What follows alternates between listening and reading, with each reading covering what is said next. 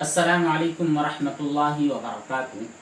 आपने हमेशा सुना होगा कि अल्लाह ताला की रहमत से कभी भी नाउम्मीद और मायूस नहीं होना चाहिए।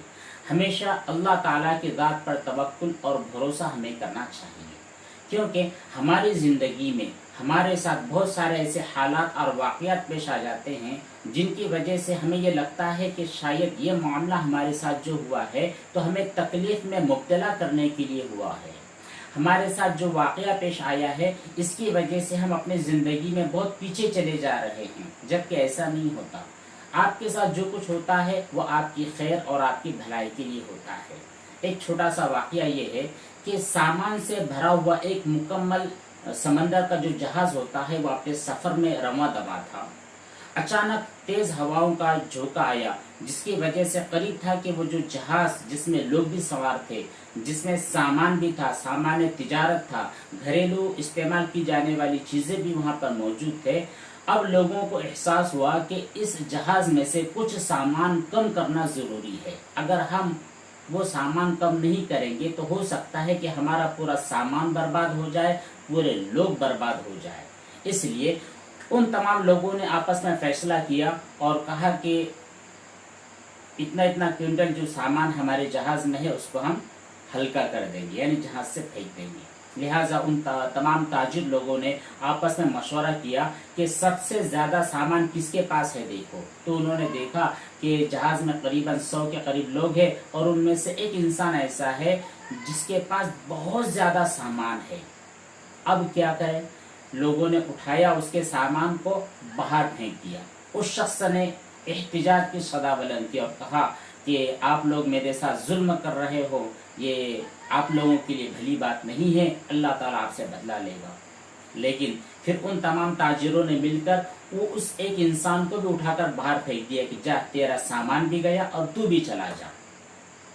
लिहाजा जब इन लोगों ने जबरदस्ती उस ताजिर को समंदर में फेंक दिया तो कुदरत की शान देखिए कि हुआ ये कि समंदर की मौजें चलने लगी और उन्हीं मौजों के साथ, उन्हीं लहरों के साथ वो आदमी बहने लगा, खेलने लगा। जब उसको यकीन हो गया कि अब बस मेरी रात खत्म, मैं मर जाऊंगा, अब मेरी जिंदगी में बचने के कोई भी आसार नजर नहीं आ रहे हैं, तो कुछ देर के बाद जब उसको होश आया तो देखा कि अरे यार, समंदर की लहरों ने तो मुझको एक किनारे पर पहुंचा दिया है। किनारे पर पहुंचने के बाद देखा कि उसने यहाँ पर तो कोई भी नहीं है, ना इंसान है, ना कोई आदम है, ना आदमजाद है।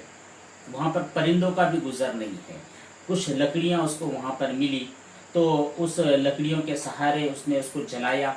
जलाने के बाद कुछ आग की वजह से उसकी बदन में थोड़ी सी गर्मी पैदा हुई तो उसके होश ठिकाने आए, थोड़ी बहुत कुव्वत और ताकत उसके हाथ पैर में आई। देखा कि एक खरगोश जा रहा है। अल्लाह ताला ने उसके जहन में बात डाली, उसने खरगोश का शिकार किया। उसके बाद अपनी भूख को, अपनी प्यास को उसने बुझा दिया। ऐसे ही दिन गुजरने लगे। फिर थोड़ी बहुत मेहनत और जिद्दोजहद के बाद उसने कुछ लकड़ियाँ इकट्ठा की, कुछ कीचड़ वगैरह जमा किया और लेट करके छोटी सी उसने अपने लिए झोंपड़ी बना दी, जिसके अंदर वो कई दिनों तक पड़ा रहा। और अपने खाने पीने का जो गुजर होते थे तो उसके लिए कुछ जानवरों का शिकार कर लिया, कुछ परिंदों का शिकार कर लिया, अपनी भूख मिटा दी। यही सब मामला चलता रहा। एक वक्त ऐसा आया कि उसकी जिंदगी का जो सबसे बड़ा सहारा था, यानी वो जो झोंपड़ी उसकी जिंदगी का सबसे बड़ा सहारा थी, इस बयाबान में जहाँ पर कोई पूछने वाला नहीं है, कोई आदमजात वहाँ पर मौजूद नहीं है, इकलौता उसका एक सहारा था वो झोंपड़ी, जहाँ पर वो गर्मी से बच सकता था, जहाँ पर वो सर्दी से पनाह ले सकता था, जहाँ पर वो बारिश में भीगने के बाद तकलीफ में मुब्तला हो सकता था। उस तकलीफ से बचाव का सहारा उसका वो झोंपड़ी थी। लेकिन वहाँ पर एक तेज तूफान आया। तूफान की वजह से कुछ आग उसमें लग गई, जो खाना बना रहा था उसकी आग वहाँ पर लग गई। अब उसके दिल में बड़ा दर्द पैदा हुआ, जोर जोर से चीखने पुकारने लगा, ए अल्लाह, सिर्फ एक मेरा सहारा था, मैं जैसे तैसे अपनी ज़िंदगी गुजार रहा था, मैं अपने परिवार से, मैं अपने ख़ानदान से, मैं अपने लोगों से, मैं अपने मुल्क से, मैं अपने इलाके से दूर हो गया, मेरा कोई सहारा नहीं था, बस एक सहारा था, वो भी तूने छीन लिया। चीखना पुकारा शुरू किया। भूखा पेट था, اب اس کے لیے وہ زندگی سے بالکل مایوس اور نا امید ہو چکا تھا، بس ایسے ہی حالت میں وہ سو گیا۔ ایک دن کے بعد جب اس کو ہوش آیا، اس کی نیند کھلی تو دیکھا کہ کچھ لوگ وہاں پر جمع ہوئے ہیں۔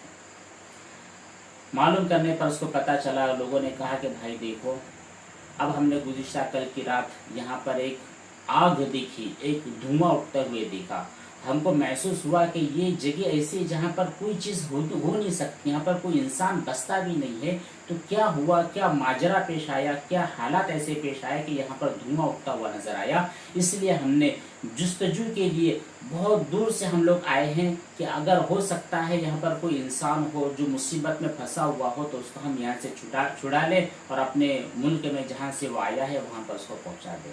بس کیا تھا، اللہ تعالیٰ کی شان پر اس کو رشک آنے لگا اور کہنے لگا واقعتاً اے اللہ، آپ نے مجھ سے میرا ایک سہارا چھین لیا، جس کو میں مصیبت سمجھ رہا تھا، جس کو میں تکلیف سمجھ رہا تھا کہ میرا جو چھوٹا سا سہارا ہے، اس سہارے کو آپ نے چھین لیا۔ حقیقتاً اس سہارے کو چھیننا، اس مصیبت میں مجھ کو مبتلا کرنا، یہ میری آزمائش کے لیے نہیں تھا بلکہ میری نجات کا ایک ذریعہ تھا۔ بس وہ لوگ اس کو وہاں سے لے کر گئے اور جہاں سے وہ آیا تھا وہاں پر پہنچ گیا۔ اور یہاں پر ایک عجیب معاملہ یہ بھی پیش آیا کہ اس کو ایک خبر یہ ملی، وہ لوگ جو اس کو بچانے کے لیے آئے تھے انہوں نے کہا کہ یہاں پر کل رات یا پھر کچھ دنوں پہلے جب یہاں پر ایک بڑا جہاز جا رہا تھا، اس کے بارے میں اطلاع ملی کہ وہ پورا کا پورا جہاز غرق ہو گیا، اس کے سامان بھی پورے ختم ہو گئے، یہاں تک کہ اس میں بسنے والے جتنے بھی لوگ تھے وہ سب کے سب ڈوب کر ہلاک ہو گئے۔ اب اس میں دوبارہ اللہ کا شکر ادا کیا، اللہ ان لوگوں نے مجھ کو جو جہاز سے اتار کر پھینک دیا تھا، یہ آپ کا جو فیصلہ تھا یہ میری ہلاکت کے لیے نہیں تھا بلکہ میری نجات کے لیے تھا۔ اگر وہ لوگ ایسا فیصلہ نہ کرتے، میرے سامان کے ساتھ مجھ کو بھی نہ پھینکتے، تو میں بھی ان کے ساتھ وہاں پر اس طوفان کے اندر مر جاتا۔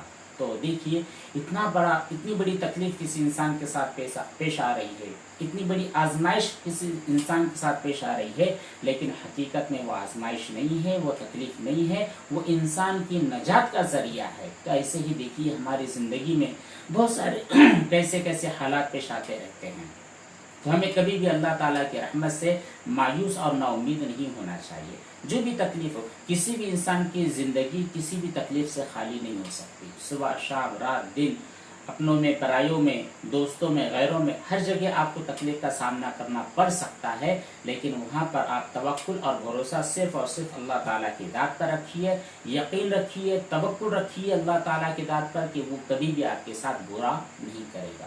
ہمارے ساتھ معاملہ یہ ہوتا ہے کہ ذرہ سے ہمیں تکلیف کیا نہیں ہوئی کہ ہم شکوہ شکایت کے دروازے کھول دیتے ہیں، اللہ تعالیٰ کی ذات سے روٹھ جاتے ہیں، اللہ کی عبادت کرنا چھوڑ دیتے ہیں، اور پہلے جتنی ہماری طاعت اور بندگی تھی اس کو ہم یک لخت ختم کر دیتے ہیں۔ بہت سارے دوستوں کا کہنا ہوتا ہے کہ مولانا ابھی تک تو ہم نمازیں پڑھ رہے تھے لیکن کیا کریں، بس نمازیں ہم نے چھوڑ دی۔ کیوں بھائی، میں کیا کروں، میں اتنا نیک تھا، میں اتنا متقی اور پرہیزگار تھا، لیکن دیکھو میرے بچے کے ساتھ ایسا ہو گیا، میری والدہ کے ساتھ ایسا ہو گیا، میری پراپرٹی کے ساتھ ایسا ہو گیا، میرا بزنس ایسا اللہ نے کر دیا، بس اب میں نماز چھوڑ دیا۔ کیا آپ نے بہت بڑا کام کر لیا نمازوں کو چھوڑ کر؟ آپ خود اپنے پیروں پر کلاڑیاں مارتے ہیں، ایسا نہیں۔ اللہ جو بھی آپ کے ساتھ معاملہ فرماتے ہیں وہ آپ کے حق میں بہتر ہوتا ہے۔ اگر آپ اس چیز کے اوپر صبر کرتے ہو تو اللہ تعالیٰ آپ کو اس سے بہتر بدلہ آپ کو دنیا میں عطا فرماتے ہیں، اور اگر دنیا میں آپ کے مقدر نہیں ہے تو وہ آخرت میں ایسا اجر آپ کو عطا فرمائے گا جس کا ہم اور آپ تصور بھی نہیں کر سکتے۔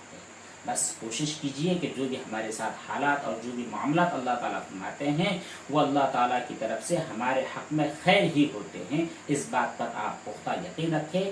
آپ کے ساتھ جو بھی معاملہ پیش آئے کبھی بھی اللہ تعالیٰ کی ذات سے نا امید اور مایوس نہ ہوئیں۔ اللہ تعالیٰ ہم سب کو عمل کی توفیق عطا فرمائے۔ والسلام علیکم ورحمۃ اللہ وبرکاتہ۔